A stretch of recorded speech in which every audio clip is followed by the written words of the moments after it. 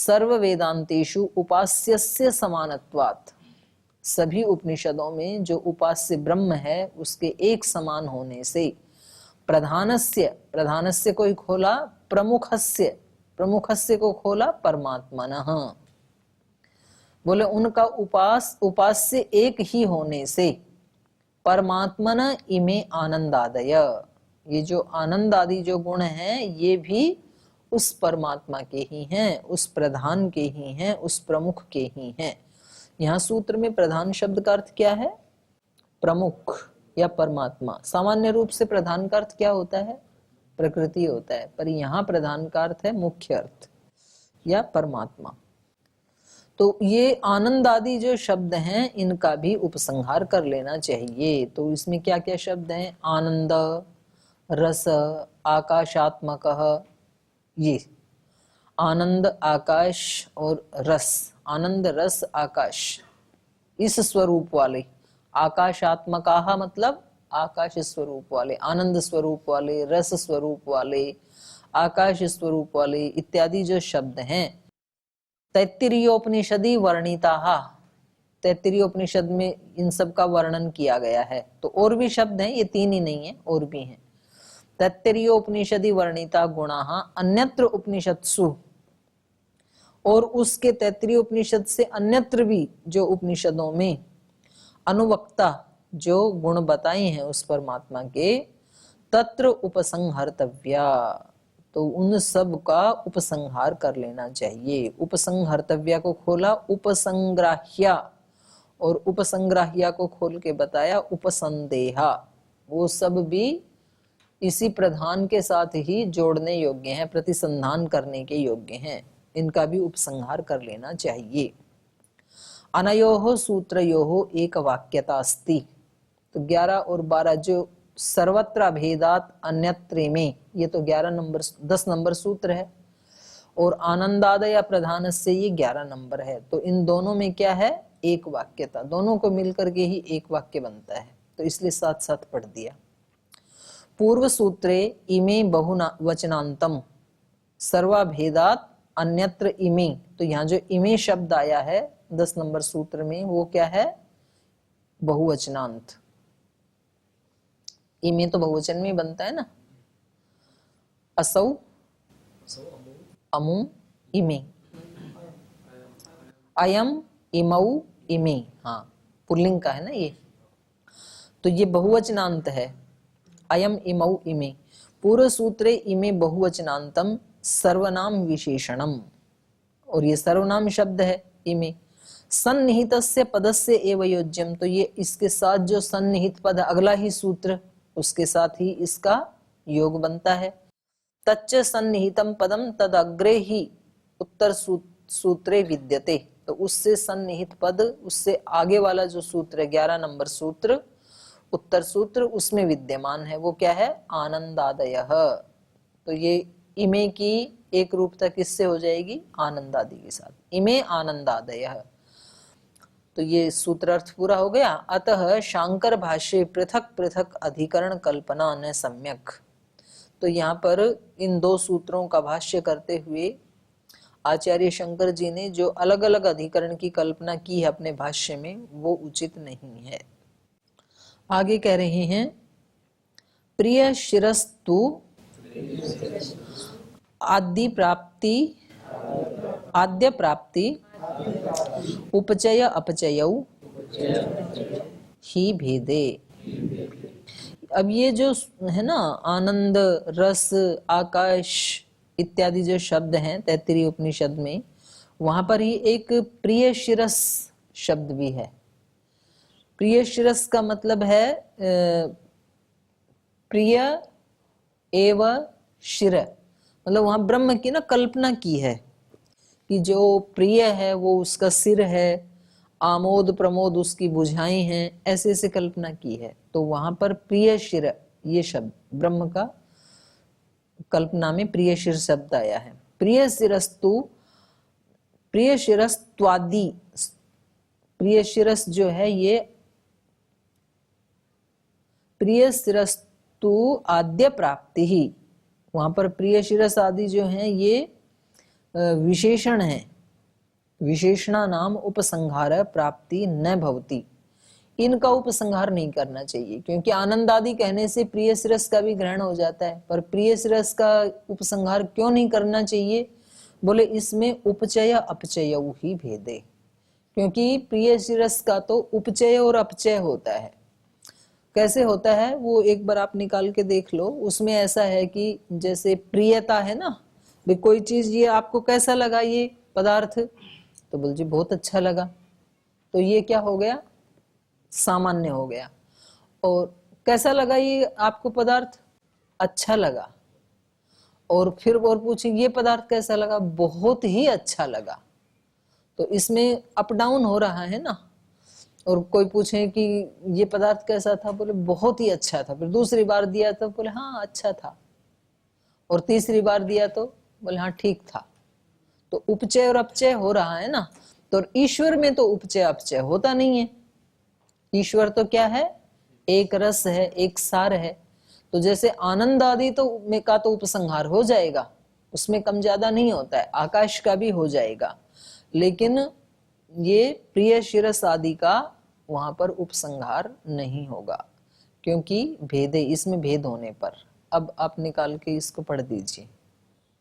मिल गया? विज्ञानम यज्ञम तनुते, इस प्रकरण में तस्य प्रेमेव श्रयः मोदो दक्षिणः पक्षः प्रमोद उत्तरः पक्षः आनंद आत्मा ब्रह्म पुच्छम प्रतिष्ठा तद अपि एष श्लोको भवति। ऐसे पूरा कहा है इसमें। तो विज्ञानम इसमें सिर क्या है? तस्य प्रिय। प्रेमेव श्रयः, प्रियम एव शिर, जो प्रिय जिसको हम बोलते हैं ना लोक में, वो क्या है? उसका शिर है। और मोदो दक्षिणः पक्षः, दक्षिण पक्ष माने दक्षिण हाथ क्या है? मोद, मुद हर्षे। और बायां क्या है? प्रमोद उत्तरः पक्षः, प्रमोद जो है उसका उत्तर पक्ष है। आनंद आत्मा, और आनंद उसकी आत्मा है। ब्रह्म पुच्छम तो प्रतिष्ठा। आनंद में तो, और ब्रह्म तो सबका आधार है। पुच्छ का मतलब है आश्रय, वह स्थान जहां से ये व्यक्ति बैठता है, आश्रय स्थान। पूंछ का स्थान वही है ना, रीढ़ की हड्डी का नीचे का जो स्थान है। तो ब्रह्म तो सबका आश्रय हो गया, और ये उस ब्रह्म के पार्ट्स हैं। तो इसमें जो ये शब्द हैं प्रमोद या मोद, तो इनमें उपचय अपचय देखा जाता है लोक में, ठीक है ना।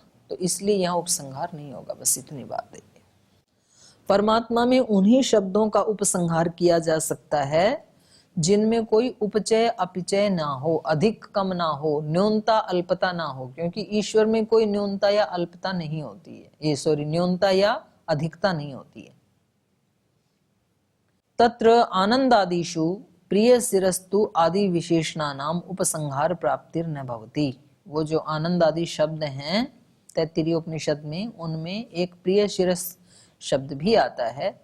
तो प्रिय शिरस्त्व आदि विशेषणा नाम, तो जिनमें ये प्रिय शिरस्त्व आदि जो विशेषण हैं उनका उपसंहार प्राप्तिर न भवति, माने प्रिय शिरस्त्व आदि में है जिसके, तो उसमें प्रिय शिरस आ जाएगा, मोद आ जाएगा, प्रमोद आ जाएगा। तो ये शब्द परमात्मा में उपसंहृत नहीं होंगे। कुतः उपचय अपचय ही भेदे, क्योंकि इनमें उपचय अपचय का भेद होने से। यतो ही तत्र प्रिय शिरस्त्वादिषु प्रिय मोद प्रमोदेषु उपचय अपचय उत्कर्ष अपकर्षौ भवतः, क्योंकि वहां पर ये जो प्रिय शिरस्त्व आदि शब्द हैं, इनमें प्रिय मोद प्रमोद इत्यादि इन शब्दों में उपचय अपचय, उपचय अपचय को खोला, उत्कर्ष अपकर्ष ये भवतः होते रहते हैं। प्रियान मोदे, मोदात प्रमोदे भवति उपचय उत्कर्षः। जैसे किसी को कोई वस्तु क्या लगती है? प्रिय लगती है, और प्रिय के बाद वो कैसी लगती है? प्रियान मोदे, अच्छी लगी और फिर बहुत अच्छी, हर्षित करने वाली लगी, मोदे। और मोदात प्रमोदे, प्रिय लगी, फिर अच्छी लगी, फिर बहुत अच्छी लगी, अत्यंत अच्छी लगी। तो ये भवती उपचय, तो इनमें उपचय होता है। उपचय का मतलब उत्कर्ष है। और प्रमोदान मोदे, बहुत अच्छी लग रही थी एक वस्तु कभी, वो फिर धीरे धीरे अच्छी लगने लगती है, मतलब बहुत अच्छी से अच्छी पे आ जाती है। और मोदात प्रिय भवती, बहुत अच्छी से फिर ठीक है सामान्य है, ऐसे हो जाता है। तो खास करके जो संसार के संबंध हैं है ना, तो उनमें बस ठीक है। तो पहले जब शादी होती है तो बहुत ही अच्छे लगते हैं पति पत्नी एक दूसरे को, फिर थोड़े दिन में थोड़ा सा कम हो जाते हैं, बोले हाँ ठीक चल रहा है, और ज्यादा थोड़ा आगे जाए तो फिर एक दूसरे के बच्चों के सामने बोले इन्होंने सारी जिंदगी हमारे को ऐसे तंग किया है, तो और कम हो जाता है। तो ये जो आमोद प्रमोद आदि हैं, इनमें क्या हो जाता है, अपचय हो जाता है। प्रमोदात मोदे मोदात प्रिय भवति अपचयो अपकर्षः तौ च उपचय अपचयौ सति भेदे ही भवतः। तो ये उपचय अपचय कब हो सकते हैं, जब इनमें भेद होता है, माने न्यूनता अल्पता होती है। तो ईश्वर में ये हो नहीं सकता है। यस्मिन वस्तुनि स्यात्, ये किस वस्तु में हो सकते हैं अपचय उपचय, यस्मिन वस्तुनि स्यात् अवयव भेदः, जिसमें अवयव हो ऐसी वस्तु में उपचय अपचय हो सकता है, जिसमें कोई भेद होता है। तत्रैव उपचय अपचयौ भवत, जैसे शरीर में भी उपचय अपचय होता है, बच्चा पहले बिल्कुल छोटा होता है, फिर थोड़ा सा बड़ा होता है, बालक किशोर, फिर युवान, और फिर प्रौढ़, और फिर अपचय हो जाता है। तो क्योंकि शरीर कैसा है, सावयव अवयव वाला है। यस्मिन वस्तुनि शाद अवयव भेद तत्रैव उपचय अपचयौ भवत, उसी में उपचय अपचय होते हैं। उपयन अपयन धर्मो विकरोति, उपयन मतलब ऊंचा, और उपयन उपयन अपयन, अपयन मतलब नीचा। तो ये ऊंचा नीचा जो धर्म है, ये क्या है, विकरोति धर्मिणम, धर्मी को विकृत करते हैं। तो पहले उत्कर्ष होता है, फिर अपकर्ष होता है। इति न्याय, तो ये न्याय है। ब्रह्म तु, लेकिन ये ब्रह्म में नहीं हो सकता है, क्योंकि ब्रह्म कैसा है, ब्रह्म तु एक रसम अनवयवम अनवयवम अखंडम एकात्म प्रत्यय सारम। तो ये मांडुक उपनिषद में बता दिया, ब्रह्म कैसा है, एक रसम, एक रस रहता है। तो एक रस ज्यादा अच्छा होता है कि बहुरस ज्यादा अच्छा होता है, एक रस ज्यादा अच्छा है कि भिन्न भिन्न बदल बदल के रस मिले वो ज्यादा अच्छा होता है। आपको रोजाना पेठे की सब्जी खिलाते रहे, एक रस इकसार, तो ज्यादा अच्छा लगे कि बदल बदल के खिलाएं। स्थूल दृष्टि से रस है ना, उसको मतलब तृप्ति की दृष्टि से कहा जा रहा है ना, रस से मूलतः हमें तृप्ति मिलता है। अरे जितना पूछ रही उतना बताना भाई। रोज एक ही जैसा मिले तो व्यक्ति को अच्छा नहीं लगता है। तो ब्रह्म अच्छा हुआ कि जगत अच्छा हुआ? ब्रह्म तो कैसा है, एक रस, उसमें कोई चेंज नहीं है, नो चेंज। ब्रह्म तु एक रसम अनवयवम, उसका कोई अवयव नहीं है, क्योंकि ऊंचा नीचा कम ज्यादा उपचय अपचय किसमें होगा, अवयव वाली वस्तु में होगा, और वो अवयव वाला है नहीं, अनवयव है। तो वो तो एक रस है। अखंडम, अखंड है, उसका खंड खंड खंड नहीं किया जा सकता।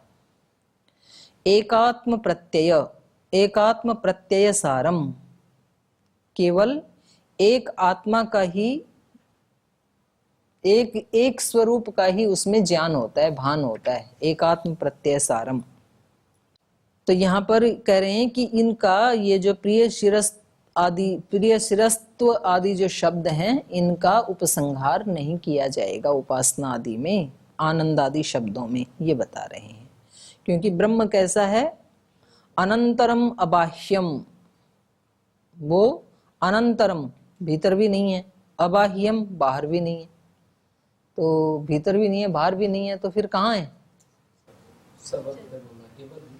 केवल भीतर नहीं है, इसको कहा अनंतरम। और अबाह्यम मतलब केवल बाहर नहीं है, तो उस अर्थ में कहा भीतर बाहर से अलग है वो, भीतर बाहर उसमें होता है कि जब जैसे हम इस समय इस कक्ष के भीतर हैं तो बाहर नहीं है, तो भीतर कहा जाएगा उसकी अपेक्षा से। और जब हम इससे बाहर चले जाएंगे तो भीतर नहीं है, तो इस कक्ष की अपेक्षा से बाहर कहा जाएगा। लेकिन वो सब समय सब जगह व्यापक है, इसलिए उसको कहा भीतर बाहर से रहित। अनंतरम अबाह्यम तस्मात् ते प्रिय मोदात अप्रमोदः न ब्रह्म धर्मः। तो इसलिए उसके लिए ये प्रिय मोद प्रमोद ये जो हैं ये ब्रह्म के धर्म नहीं हो सकते हैं। किंतु सर्वांतर कोशस्य बाह्य भाग वर्तिनः, बल्कि ये शब्द किसके हैं? सर्वांतर कोशस्य, सबके अंदर में जो है, और उसका जो कोश, सबके अंदर में परमात्मा, परमात्मा का कोश है ये शरीर, तो उस कोश के ये बाह्य भाग वर्तिन, बाह्य भाग में रहने वाले हैं मोद प्रमोद आदि। तस्मात् ते न अन्यत्र उपसंहर्तव्याः, इसलिए इनका अन्यत्र उपसंहार नहीं किया जा सकता है, बाह्य भाग में ही इनका उपसंहार किया जा सकता है, उनसे अतिरिक्त ब्रह्म आदि में इनका उपसंहार नहीं किया जा सकता है। इतरे त्वर्थ सामान्यात्, तो कह रहे हैं इतरे तु माने उपरोक्त से जो भिन्न है, जो आनंद आदि जो धर्म है, उनका तो सामान्यात, उनका तो ईश्वर के साथ समानता होने से उपसंहार किया जा सकता है। प्रिय शिरस्त्व आदि को छोड़ करके बाकी के जो तैत्तिरीय उपनिषद में आनंद आदि जो शब्द हैं उनका तो उपसंहार किया जा सकता है, क्योंकि अर्थ सामान्यात, उनका जो अर्थ है और ब्रह्म जो अर्थ है उनमें समानता होने से। प्रिय शिरस्त्वादिभ्य इतरेभ्य तु आनंद रस आकाश सत्यादय धर्माः उपसंहार प्राप्तिम अनुगच्छन्ति, अन्यत्र वेदांतेषु उपसंह्रियन्ते अर्थ सामान्यात् वस्तु ऐक्यात्, वस्तुत्वैक्यात्। तो कह रहे हैं कि ये जो प्रिय शिरस्त्व आदि जो शब्द हैं, इनसे भिन्न जो आनंद रस आकाश सत्य आदि जो धर्म हैं, ये तो उपसंहार प्राप्तिम अनुगच्छन्ति, इनका तो उपसंहार किया जा सकता है। और अन्यत्र वेदांतेषु, और इनका ब्रह्म में भी उपसंहार किया जा सकता है, और अन्यत्र भी कहीं ये शब्द आए यदि तैत्तिरीय उपनिषद से अन्यत्र वेदांतों में उपनिषद में, तो भी इनका उपसंहार किया जा सकता है। क्यों? अर्थ सामान्यात, क्योंकि इनका जो अर्थ है वो उसके साथ समानता होने से, ब्रह्म के साथ समानता होने से, वस्तुत्व ऐक्यात, वस्तु तत्व का ऐक्य होने से।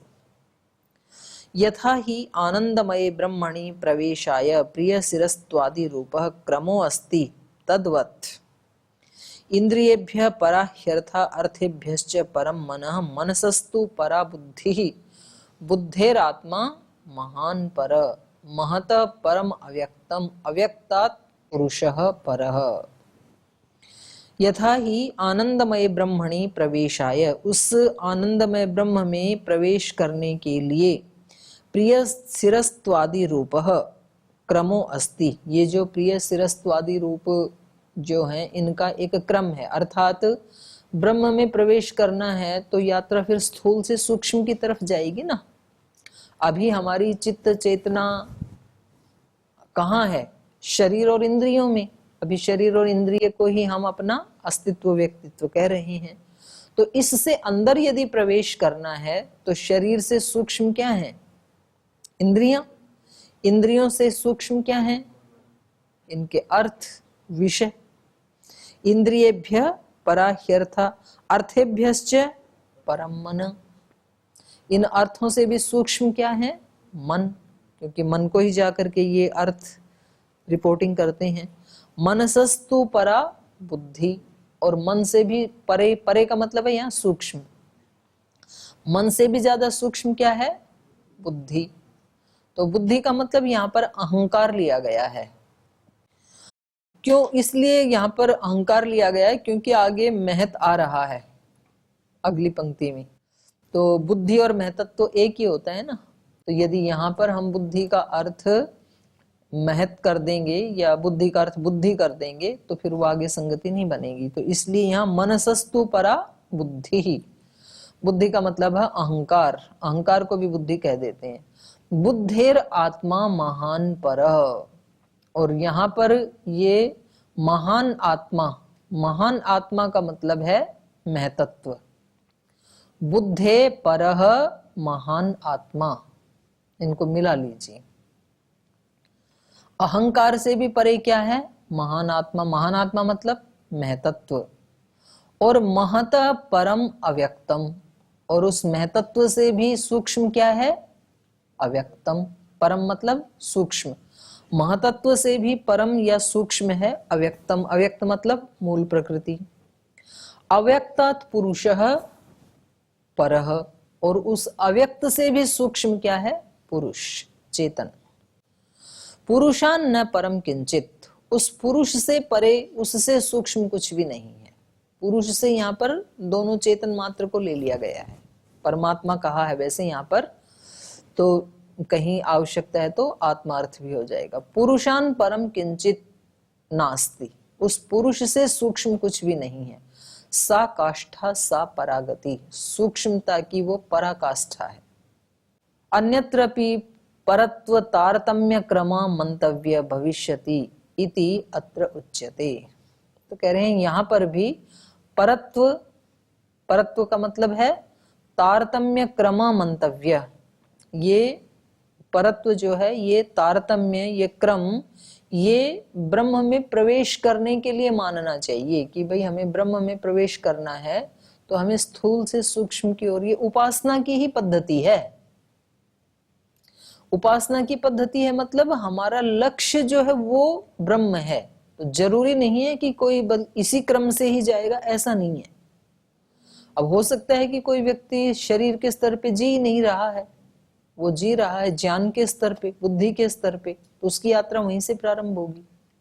तो यही क्रम है, ऐसा नहीं है। ये परत्व तारतम्य क्रम मंतव्य, यहाँ पर परत्व का मतलब है तारतम्य का क्रम, ऐसा मानना चाहिए। माने जहां वो खड़ा है उससे सूक्ष्म, अर्थात उस जहां भी है वो उसकी चेतना, चेतना का स्तर, उससे सूक्ष्म की तरफ बढ़ना है उसको ब्रह्म में प्रवेश करने के लिए। तो ये यात्रा कहीं से भी शुरू हो सकती है, तो उसका एक क्रम बताया है यहाँ पर। लेकिन सर्वथा यही क्रम है उपासना करने के लिए, ऐसा कोई सुनिश्चित नहीं है। तो परत्व तारतम्य क्रमो मंतव्यो भविष्यति इति अत्र उच्यते आध्यानाय प्रयोजना भावात्। आध्यानाय, ध्याय, ध्यानाय, ध्यानाय का मतलब है उसका निश्चय करने के लिए, मतलब आंग पूर्वक दही चिंतायाम है ना, तो ध्यानाय, ध्यानाय माने चिंतायाम, चिंतन, उस ब्रह्म का चिंतन मनन करने के लिए, उसका निश्चय करने के लिए। तो दही चिंतायाम, और चिंतन क्या है? चिति स्मृत्या, उसका स्मरण करने के लिए। चिंतन का मतलब उसका स्मरण करने के लिए, और स्मरण क्या है? स्मृ आध्याने। तो उल्टा कहां पर आ गया? आध्यान पे ही आ गया, आध्यानाय। तो उस ईश्वर का स्मरण करने के लिए, उसका चिंतन करने के लिए, उसमें प्रवेश करने के लिए आध्यानाय प्रयोजना भावात्, माने इसी क्रम से जाना है, ये प्रयोजन नहीं है। माने उपासना के विषय का प्रदर्शन नहीं किया जा रहा है यहाँ पर, बल्कि कौन किससे सूक्ष्म है और जो व्यक्ति जहां खड़ा है उससे सूक्ष्म की तरफ जाना है, ये बताया जा रहा है। तो कह रहे हैं आध्यानाय प्रयोजना भावात्, इंद्रियेभ्यः परा ही अर्था अर्थेभ्यः परम मनः, ये जो बताया है। इत्यत्र परत्व निर्देश आध्यानाय, ये जो परत्व का निर्देश है ये है ब्रह्म का निश्चय करने के लिए, परमात्मा निश्चयाय, परमात्मा का निश्चय कराने के लिए, क्योंकि परमात्मा सबसे सूक्ष्म है। तो कौन किससे सूक्ष्म है उसका निश्चय करवाना चाह रहे हैं, पहुंचना है हमें परमात्मा पे। यत् परमात्मा खलु एभ्य सर्वेभ्यः उत्कृष्टः, उत्कृष्टः सूक्ष्मः अथ च एषां सर्वेषाम् अंतरे व्यापकत्वेन वर्तमानो अस्ति इति मंतव्यम्।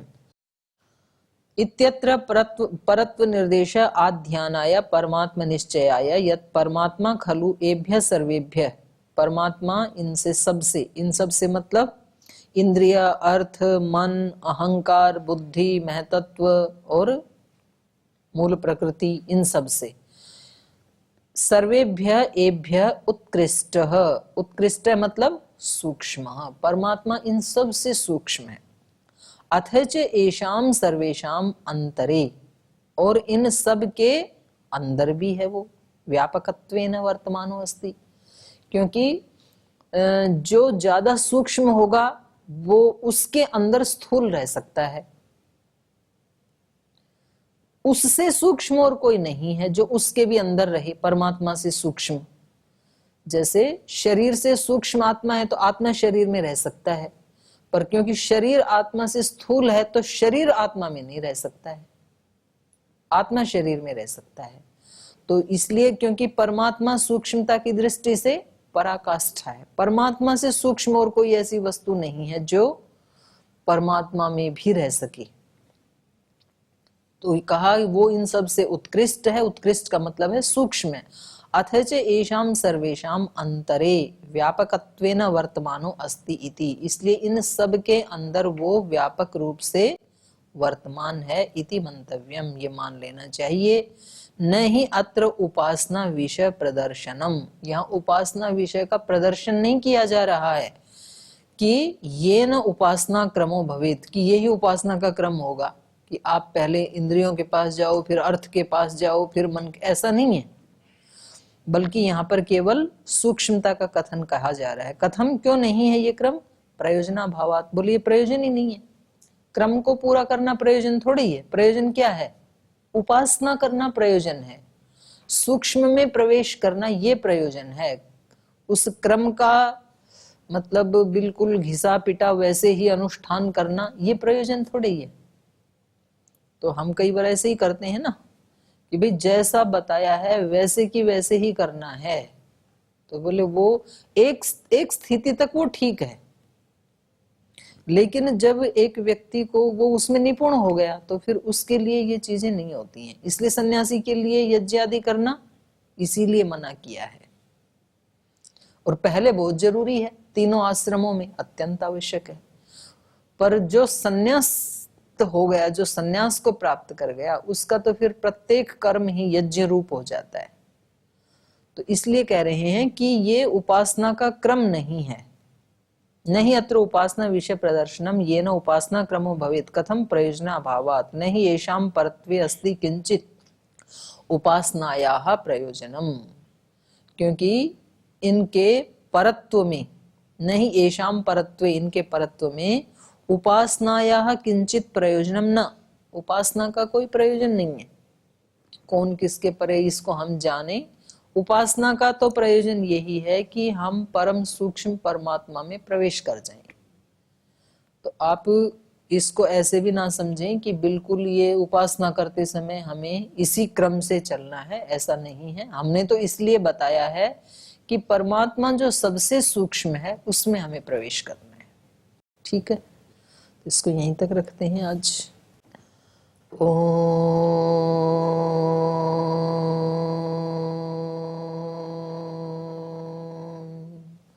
शांति शांति शांति। श्री गुरुभ्यो नमः।